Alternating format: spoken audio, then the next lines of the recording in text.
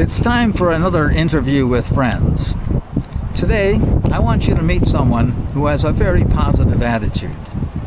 That may not be the first thing you think of when you see him, for he has trouble seeing and he walks with difficulty. And he's a great birder and very knowledgeable. His name is Dan Gleason. My early birding history, I've always just been interested in nature. Yeah. And been out, whether it was fishing with my dad or whatever, well, just being out. And a stronger interest in birds came a little later. As an undergraduate and going out with some other people, Herb Wisner in particular, knew the birds well, and suddenly there were things that began opening up for me that I didn't know before, and I just never let go of that. So, wow, that's so. But I understand. I took a class from you back in the late '70s. You and Herb taught. I never got the impression that you were out there getting, ticking off birds to get as many as possible. Yeah, I'm not a lister. At one point, I kept a life list, but I abandoned that years ago. And I come to it, I guess, from the perspective of a biologist, because biology was my major. That's what I had my interest in.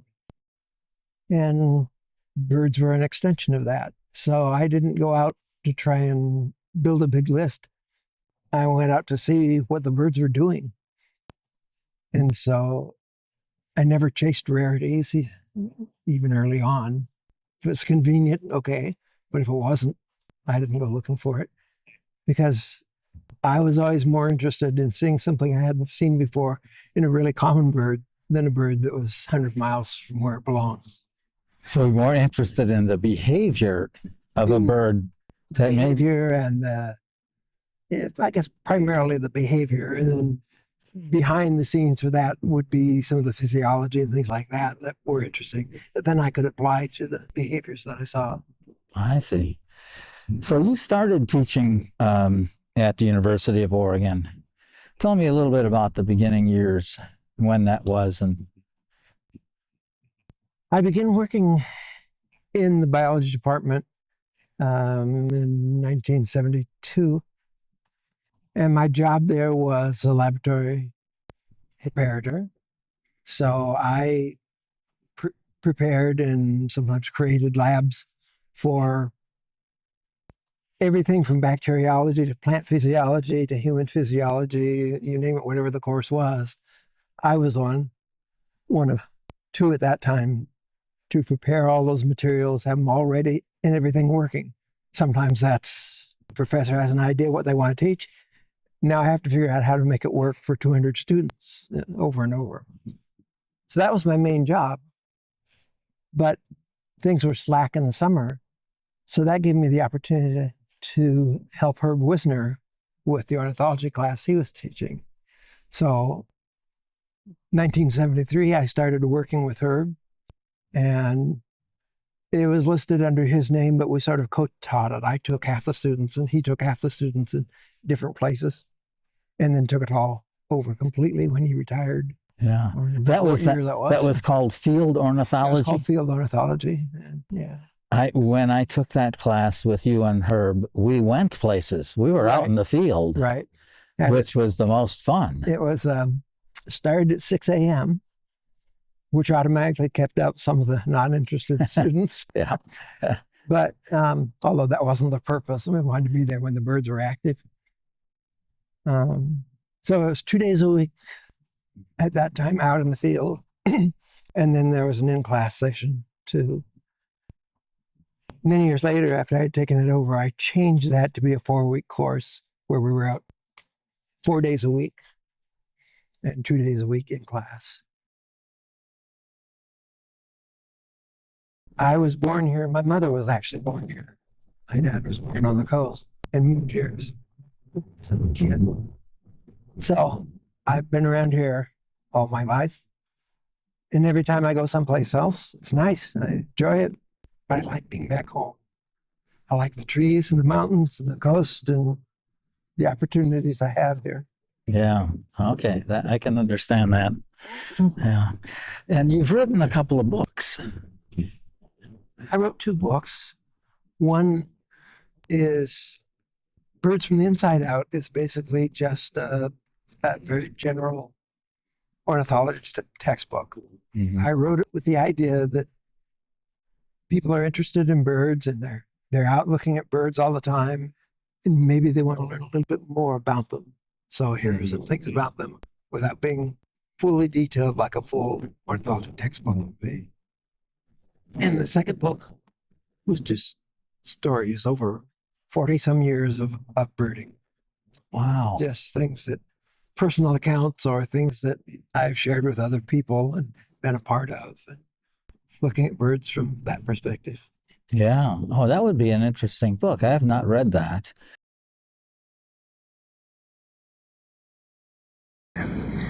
We met through Audubon. Dan was on the board. I don't remember what role he was playing at the time.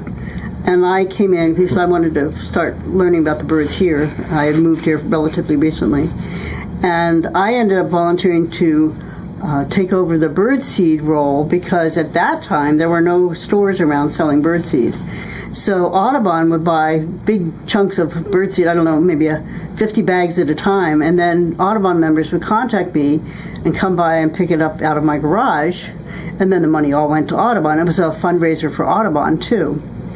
And so then I think the next thing, Dan was at one point doing the newsletter, the Audubon newsletter, the Quail, and that was in the day before computers were everywhere. Literally cut and paste. Yeah, it was cut and paste. And I have been doing cut and paste as a graphics person for years and years.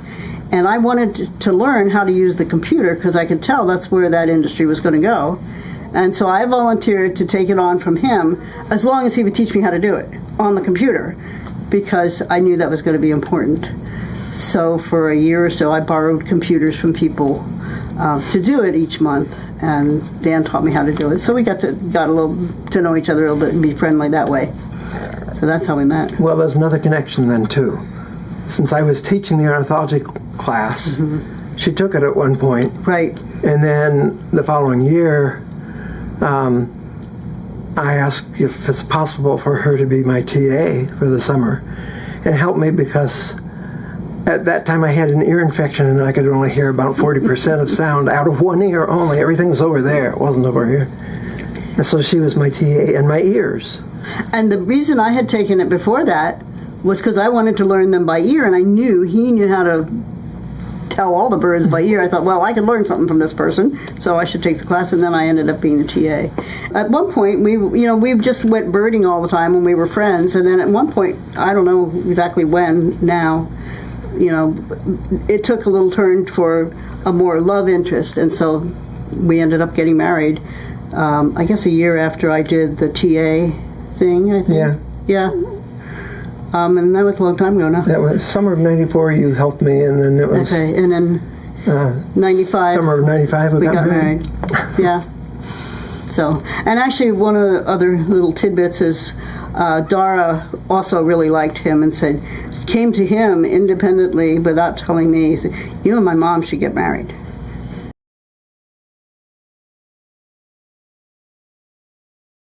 So making the leap from academics to owning a business, I couldn't conceive of any other kind of business. Birds, it has to be. But for me, it's about providing good quality products that are good for birds. And then Barbara's great at the business part of it, and I don't know anything about business. But I could focus more on the educational part of it. And that for me was the important part. Continuing teaching, but not in a formal way, just interacting with customers and providing information and not having to do grades anymore. It was great.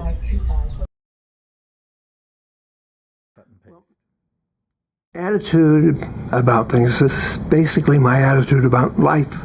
I love what's around me. I love life, and okay, I can't do the things I used to do because of new limitations. So instead of worrying about them, I said, well, how can I make those do the best I can for me? Learn new skills that help me through that. And I can get out and hear the birds and be perfectly happy. It's a little frustrating sometimes that I can't do some of the things the way I used to, but I'm not depressed about it. I took it as a new opportunity to learn things in a different way, and still love being alive.